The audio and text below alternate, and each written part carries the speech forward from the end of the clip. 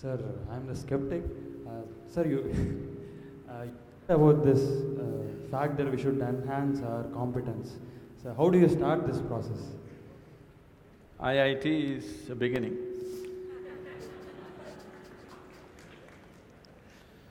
So, what are you skeptical about? You don't believe competence will work in this world, is it?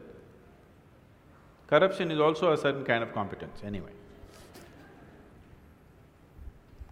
That was supposed to be a joke. Huh? That was supposed to be a joke. Okay, that's supposed to be a joke. So, now, how do I enhance my competence?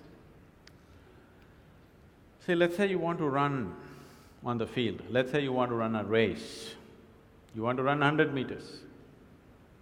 It is not running that you have to work on right now, you have to work on your legs and lungs and muscle and everything, isn't it so?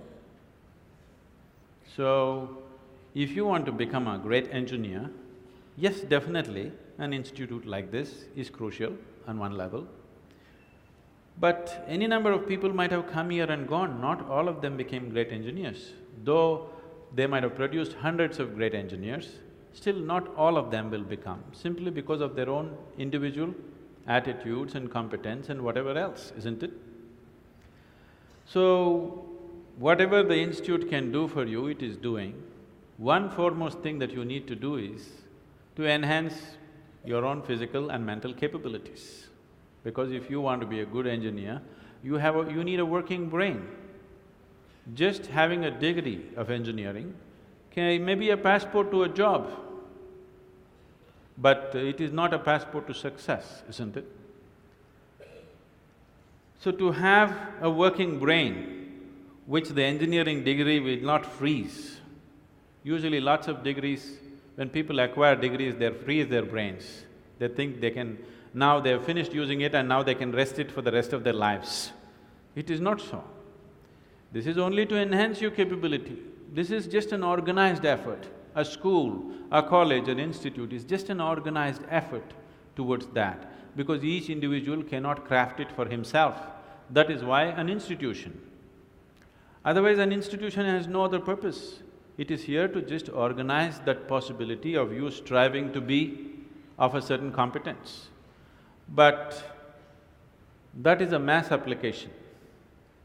But as an individual, your most important thing is you as a human being, you are functioning at the fullest level. If that has to happen, there are other dimensions which one needs to explore.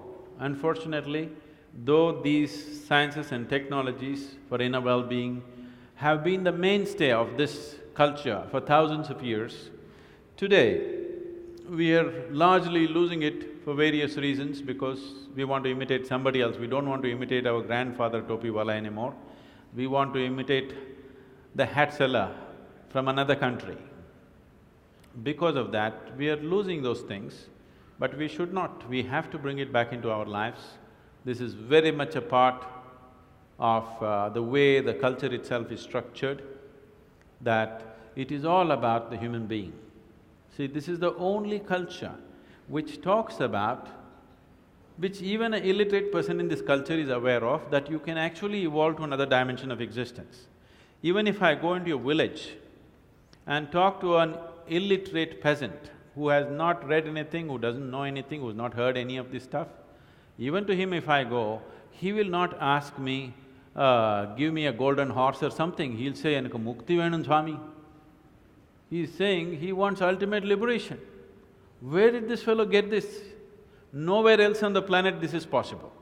Nowhere else on this planet is it possible that an illiterate person is thinking that he can break his present dimension of existence and go to another place, whatever that place is. So, this was bred into our culture so deep, we should not lose it.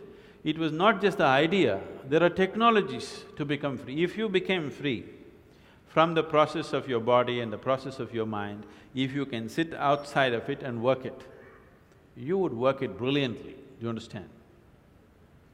You would be able to use this body and use this mind only when you are able to not treat it as myself. These are powerful instruments in your life.